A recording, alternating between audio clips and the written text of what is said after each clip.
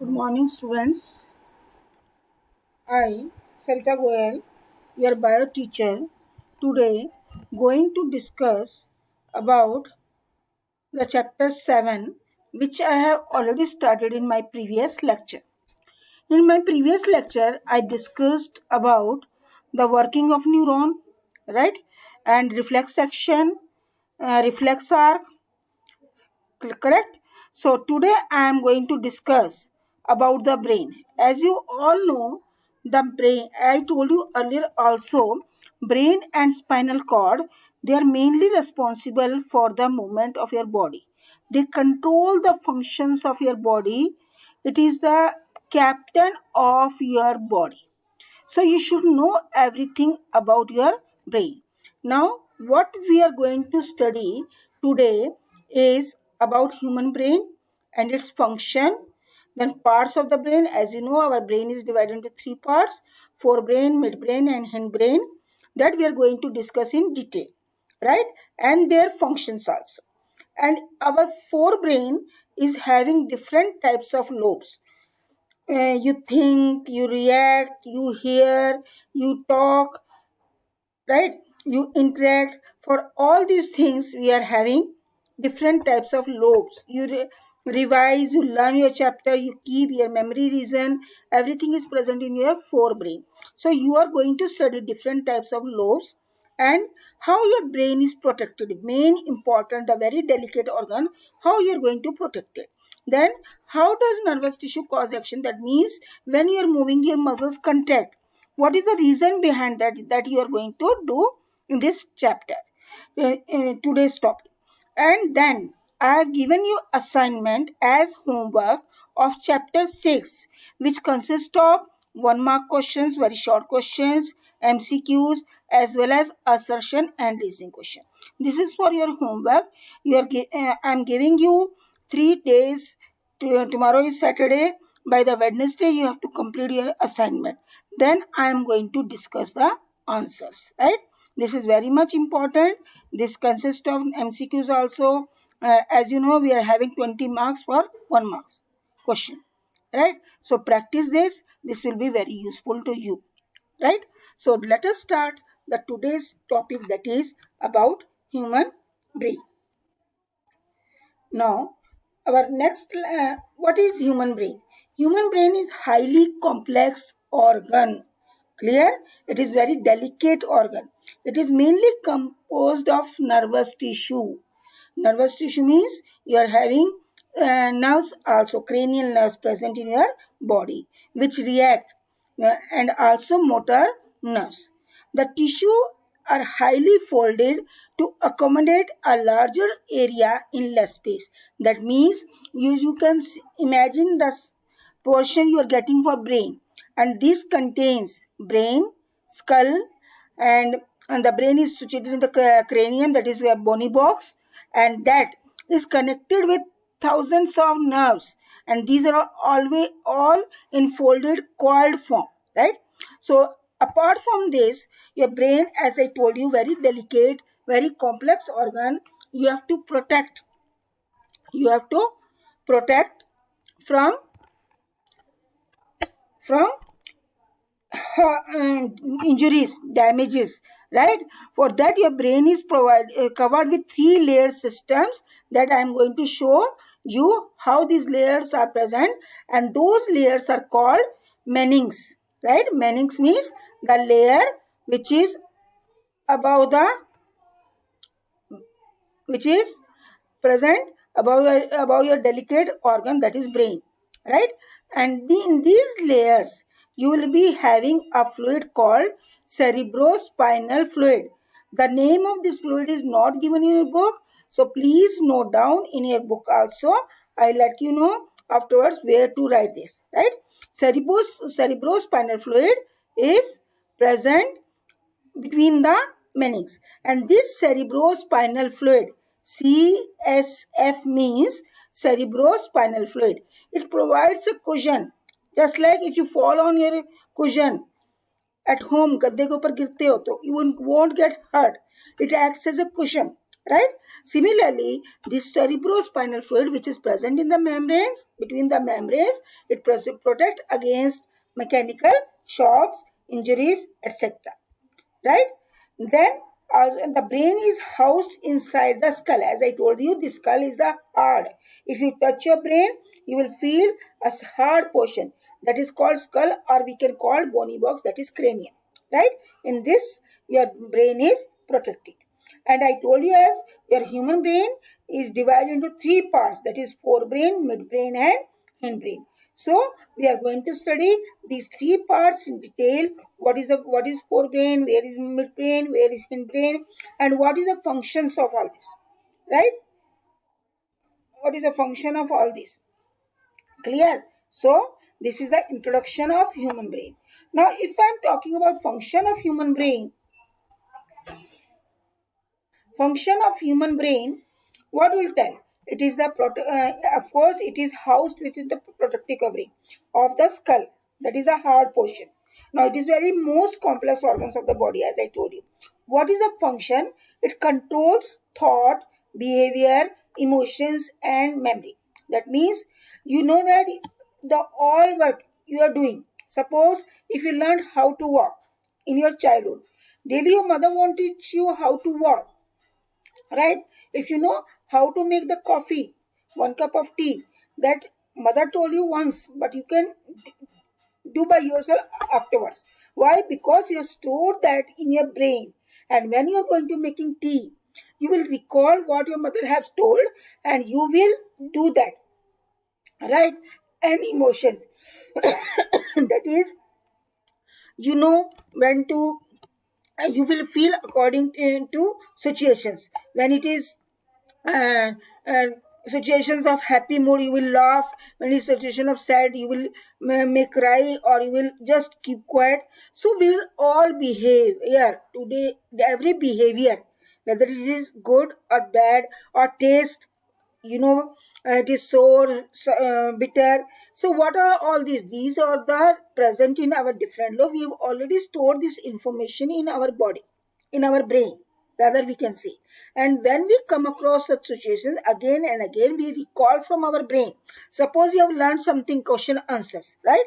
And when you sit for the exams, so what you will do, you will recall the answers which you have already stored in your brain. Clear? So that is, and it also control your breathing and heart rate. Suppose you'll say, man, I have learned all these questions, but I have forgotten. Why you have forgotten? It is just like if you won't forget about TVs, you won't forget about working on mobiles, you won't forget about working of laptops. Why? Because you have learned that interestingly and you have stored properly in your brain.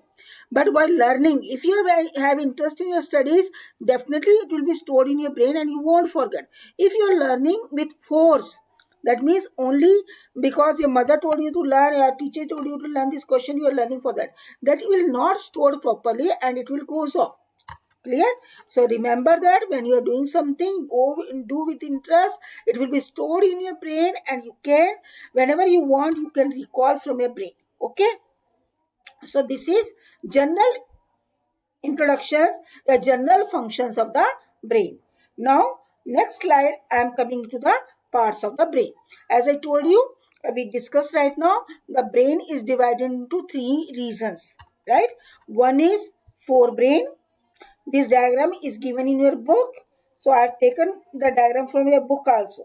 This is the diagram. It is very easy to draw. You can start with this. I will let you know how to draw in my next video. I am going to start with this portion. Right? First you draw this and this. Second, first you are going to draw with midbrain. Then this is the hypothalamus. This is the hypothalamus part. You have to draw this. Then outer layer that consists of pons, medulla, cerebellum. Always start with this. Then you draw this and this part, and then three membranes. Right? I will teach you how to draw. Don't think it is very easy to draw also. You will get in the exam also. So first is forebrain. I am coming to the parts of the brain. This is forebrain. What is that forebrain? This forebrain is the largest part of the brain. Clear? This forebrain is the largest part of the brain, and it is also called, as this name indicates, cerebrum. Right? Clear? And just first I am discussing the parts, then I'll come to the function one by one. So this is cerebrum. Now second one is midbrain, which consists of this hypothalamus part. This is your midbrain. I told you to start the diagram from midbrain. Forebrain you draw afterwards. Right? First midbrain, then hindbrain, then you draw this, then you need not rub while drawing the diagram. It is very easy.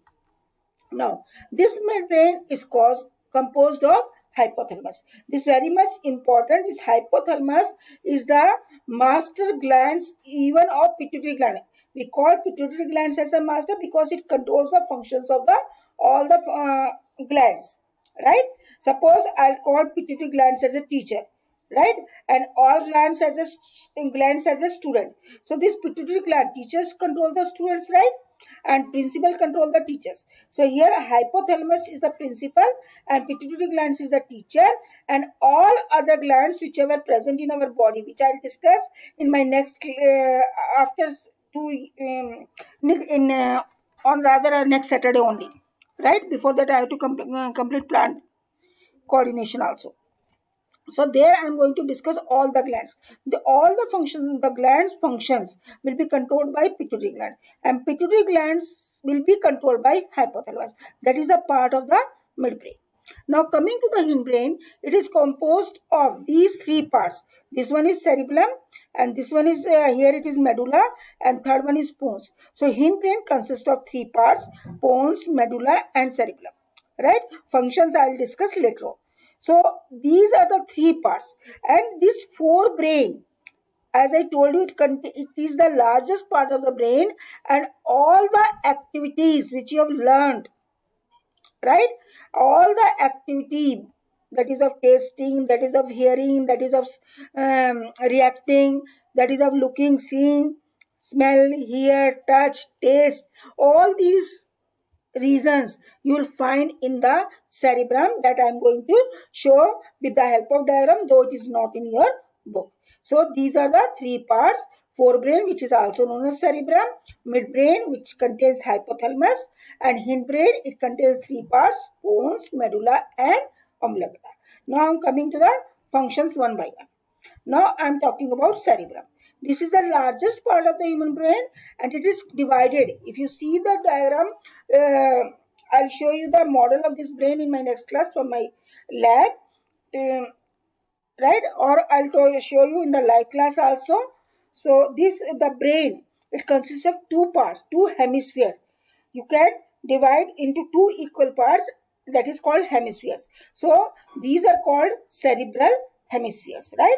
So this cerebrum can be equally divided into two parts, and each part is called hemisphere. Together we can call it as cerebral hemispheres. Now what are the functions of cerebrum? It controls the voluntary motor actions. So what is that is about your voluntary actions. If you want to walk, you can walk. If you don't want to walk, you can sit. That means control of voluntary organs are under this cerebrum. If you want to speak, you will speak. If you don't want, you don't. Right? If you want to eat, you will eat. Otherwise, no. So all these are voluntary actions. What are involuntary actions? Like blinking of eyes, clear, and internal organs function, beating of heart, that are all involuntary actions. So voluntary actions are controlled by cerebrum. Now it is a site of sensory perceptions like tactile and auditory perceptions. What is this? It is the seat of learning and memory. This already I discussed you. If you see lion coming towards you, so your eye response, right? So that means that I'll call it as occipital lobe. I'll discuss later on. So that is the part, right? And even your memory region, even your learning region, even your auditory perceptions. Let me take the first lobes. These are the lobes which are present in your cerebrum. One is frontal lobe, then parietal lobe, occipital lobe, temporal lobe. We have 4 types of lobes which are present in your cerebrum. That means cerebrum is divided into 4 portions. So what is the function of these lobes? Now, whatever you think, whatever you plan, whatever you think of the problem solving, emotions, these are all stored in the frontal lobe, right? Suppose you are planning to go for a picnic, right? And for that you think what to do, when to go, where to go, what to eat, what to enjoy, what sports items you have to take. All these thinking, planning, that will be stored in this part of the forebrain. Clear? Now, this is not in your book. You can see through these slides again and again, and you will come to know what is going in your brain. Your brain is so small, but it consists of large things. That is the captain of your team, and captain has to control everything, right? So, behavior, control. Sometimes you will get angry soon, right? So, all these personality, these are all stored in your frontal lobe. Now coming to the parietal lobe, perception, making sense of the word, arithmetic, spelling. Perceptions means you are feeling, right? You are feeling of heat, cold. You will react according to that, right? Or someone is telling you something, someone is scolding you.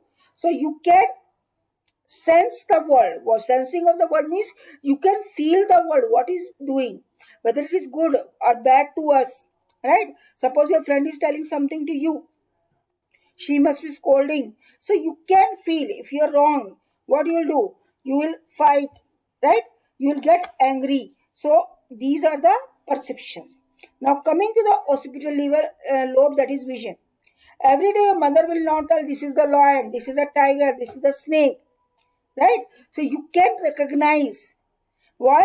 Because once you see the things at first time, that image will be stored in your brain, and when you see it again, you will recall and you will come to know this is snake, this is lion, right? Next is temporal lobe, right? Temporal lobe means memory, understanding, language. Whatever you are learning, right, you store in your brain. So this is the real part. Clear? In this part you are going to store whatever you learn, whatever you react, everything you are going to store, whatever you see. So whatever you want to remember for further, we are going to store in this temporal lobes. So these kinds of 4 lobes we are having. Now these here you can see the sensory cortex sensation. This help us to feel, right? Right? This is motor cortex movement, that helps you to movement according to the behavior, right? This brain, whenever see snake coming to the, it gives the order to the motor area. So this is a motor cortex layer. So this is all about types of lobes, though it is not present in your book, but I have taught you because you should know what is there in your brain. So these are all the parts of your forebrain. Clear? Clear? These are all the parts of the forebrain, different lobes of the forebrain. Clear? Now, coming to the, so what is the function of cerebrum? All these, what I told about occipital lobe, parietal lobe, temporal lobe, olfactory lobe. Olfactory means smell. Olfactory, as I told you, olfactory gustator in my previous lecture also. Gustatory for what? Smell, right? So all these comes under sensory perceptions. So the auditory means whatever you are hearing. So this cerebrum, it stored all the information, and it is the largest part of the brain. It helps in your controlling your all voluntary actions. So this is all about cerebrum. Next is hypothalamus. Hypothalamus is the part of midbrain, right? So it lies below at the base of cerebrum. Cerebrum is the forebrain. First part is forebrain, that is cerebrum. Below cerebrum you will get midbrain, and midbrain consists of hypothalamus. What does it do? It controls sleep and wake cycle, right? This is very much important. So that means we can say it is involuntary action, right? It controls involuntary actions, that is circadian rhythm. It controls your sleep. It will help us to wake up by itself, otherwise we'll sleep like Kumbhkarna, right? So this is hypothalamus is the where it is present. It is present as the base of the cerebellum. It also control the urge for eating and drinking. भूख लगना, प्यास लगना, right? Everything this function is controlled by your midbrain. On the whole, you can say it controls your involuntary actions. Now, coming to the cerebellum, it lies below the cerebrum, right? It lies below the cerebrum and at the back of the whole structure. At the back of the, that is below, you can say hypothalamus part also, right? So it is the at the back of the whole structure you can see in your brain. Forebrain is the upper part, midbrain is somewhere in between, and then hindbrain. Hindbrain consists of three parts, that is medulla, cerebellum, and third one is pons. So this cerebellum is the part of the hindbrain, right? It coordinates the motor functions, right? What is that? Involuntary. Suppose when you're riding a bicycle, the perfect coordination between your pedaling and steering control is achieved by the cerebellum. That means it helps us to balancing, right? It helps us to balancing. Clear? So best example is given, right? You have to control yourself by riding your bicycle. So there should be coordination between your muscles and your steering control, that is legs and hands both. So these actions are controlled by cerebellum. Now coming to the medulla, it also controls your what involuntary actions like your reflex actions, heartbeat, respiration, sneezing. छींक आ जाती है, reflex action है, अपने आप होता है. That sneezing, it is controlled by medulla. Vomiting, it is of course involuntary action. कोई जान के उल्टी नहीं करता है ना? तो अब जब आती है, we can't control it. So these all functions controlled by the medulla. And this respiration is given here. This respiration is controlled by pons.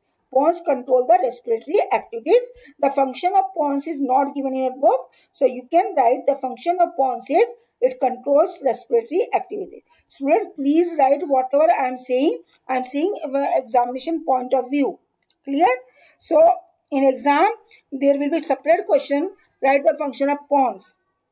So pons will control the respiratory activities, and other functions are controlled by medulla, right? So medulla also control involuntary actions. Clear? That means hindbrain is controlling all your involuntary actions. Clear? So next is, this is the brain. Again I have shown you the diagram. Here you can see there the functions is written. This is the cerebrum. It is mainly play key role in the cognitive, that is thinking process, such as conscious thoughts, problem solving, decision making, memory, language and learning, right? This I have already explained you. Because it is written in the diagram, I want you to draw the diagram like this, and I want you to label the parts and write the function there itself. That is why I am giving this diagram, right? Now this is the brainstem. This brainstem consists of pons, medulla, right? It regulates heartbeat, breathing and blood pressure. All the involuntary actions are controlled by medulla, right? And for pons you have to write, they control the breathing rate. This is the spinal cord which protects under the vertebral column, and it helps us to control the reflex action and balancing the body, right? This is very much important part of your body. If it get damaged, you will suffer a problem called paralysis, right? So always whenever you fall, you have to protect this region. This region cannot is very much, if it get damaged, it will be severe, it will be fatal for you, right? Suppose if you lost have some problem in this forebrain, if you have some clotting in this forebrain, this can be corrected, but it will take time, but this can be cured, right? But if you get the damage this hind portion or mid portion, it will be very problem, because it is balancing your body. Main function is it is balancing your body, it is controlling your heartbeat, it is controlling your breathing rate. So this part of the brain is very much important.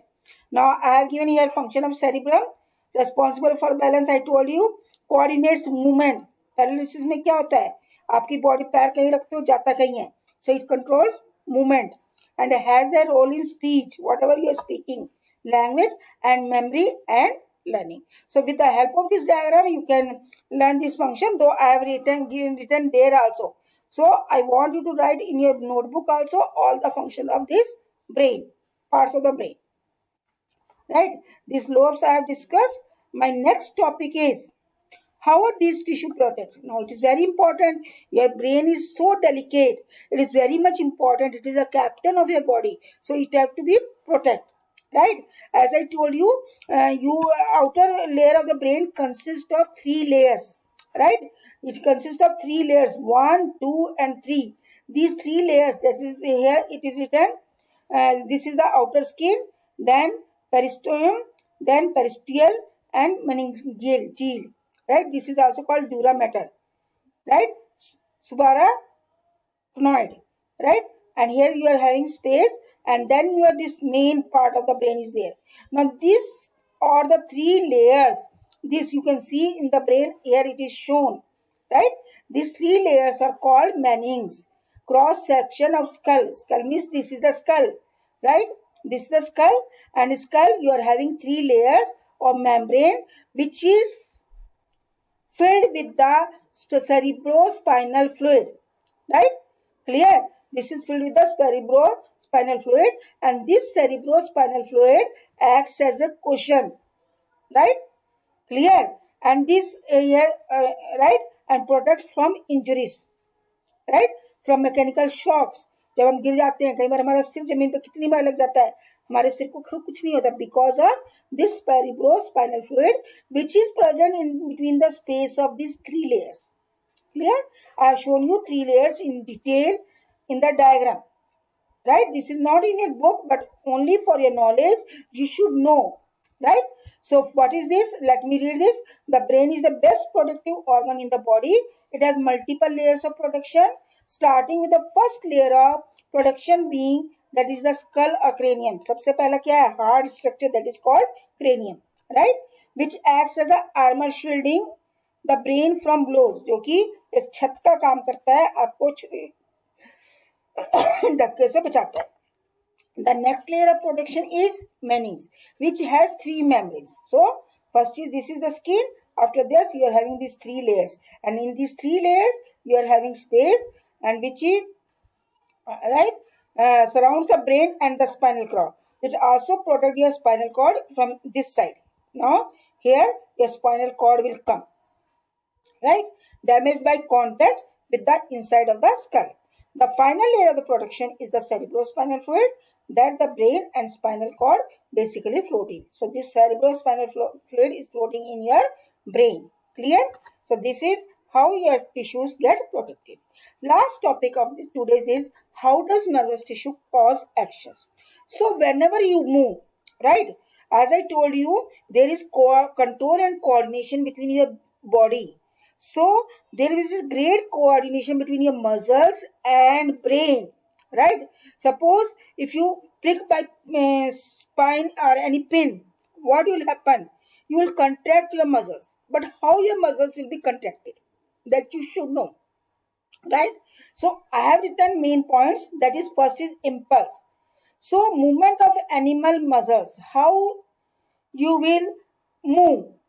By getting impulse, that is message. If you are getting message that your head touched the hot vessel, then you bend your hands, right, your muscles contract. So whenever you are getting impulse through neuron, right, now you should know the action of neuron. I told you in my previous lecture, neuron, when it gets the message, it gives to the second neuron, second to third, and it reaches to your spinal cord. So this message is going to a spinal cord, and spinal cord is giving the order by the motor. So first by impulse, then movement of muscle cells. When the message comes, it gives the message to your muscle cells, and it move. How it move? By changing their shape. So your muscle cell change. I will show you in the diagram how your muscle cell change. They contract, right? When the message comes, they get contract. क्योंकि पास जब nerves आएंगी, bones आएंगी, muscles आएंगी, तभी contract होगा. Because muscles and bones are connected to each other. right? This is the contraction of muscle fiber. I'll show you the difference between contraction and relaxation in my this here. Muscles contraction begins when the nervous system generates a signal through neuron, right? Through neuron, the message goes to the nervous system, that is your spinal cord, right? The signal is in electrical signals, right? It an impulse called an action potential. Action potential means when it receives the signals, your muscle cells, your motor nerves, they become inactive, right? Travels through a type of nerve that is called neuron, right? The action, when you receive the message from your sense organs to the spinal cord, the spinal cord become active and it sends the message through motor neuron. The neuromuscular junction is the name of the place where the motor neuron reaches the muscle cell. Now this motor neuron, they take the message and come to the muscle cells where you are having neuromuscular junction. That is junction between now neuron and bones, right? Muscles.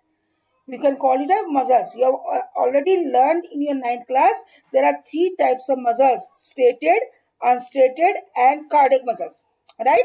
Remember the difference between striated, unstriated and cardiac muscles. In the morning, I am going to send this video early in the morning. Go through there. I will ask you the difference between all the three types of muscles, right?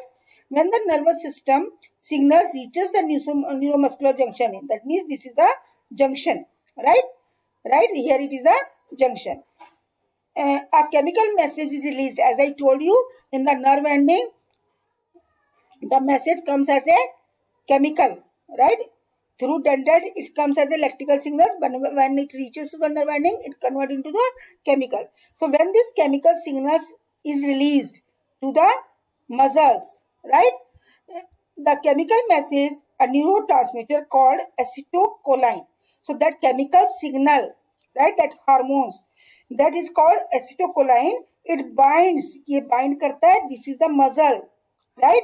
In detail, you are going to study in class 1, right?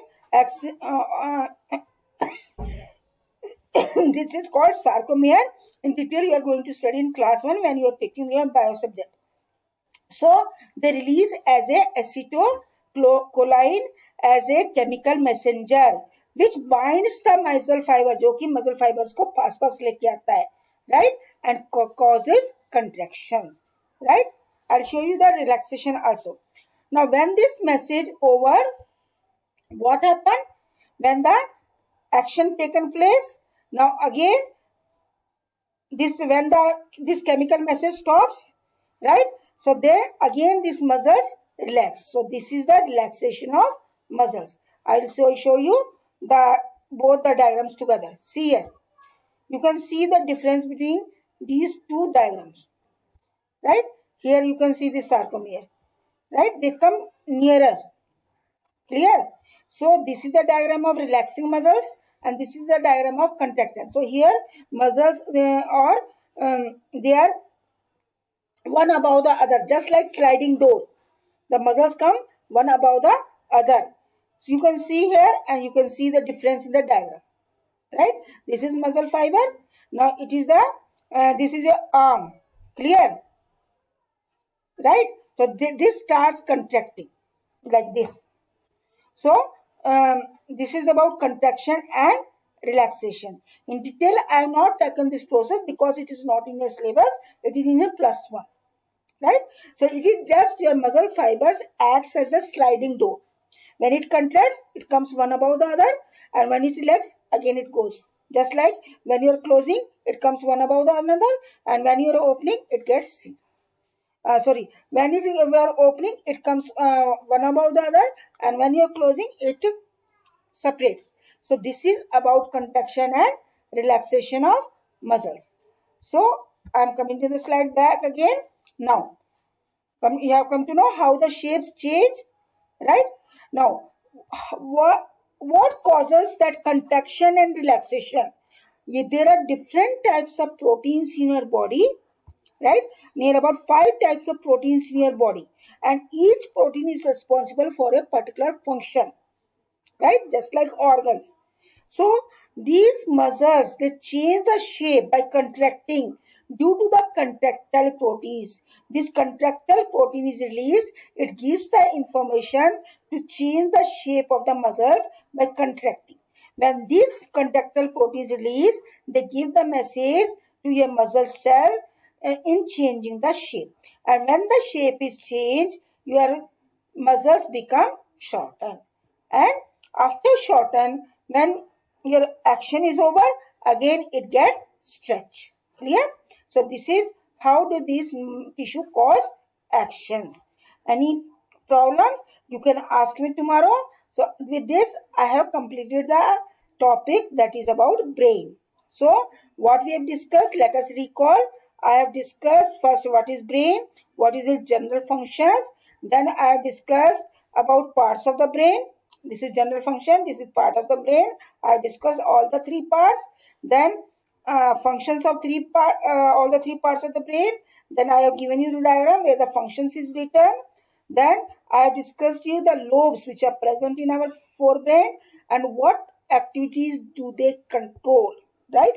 Then I have discussed how your brain is protected.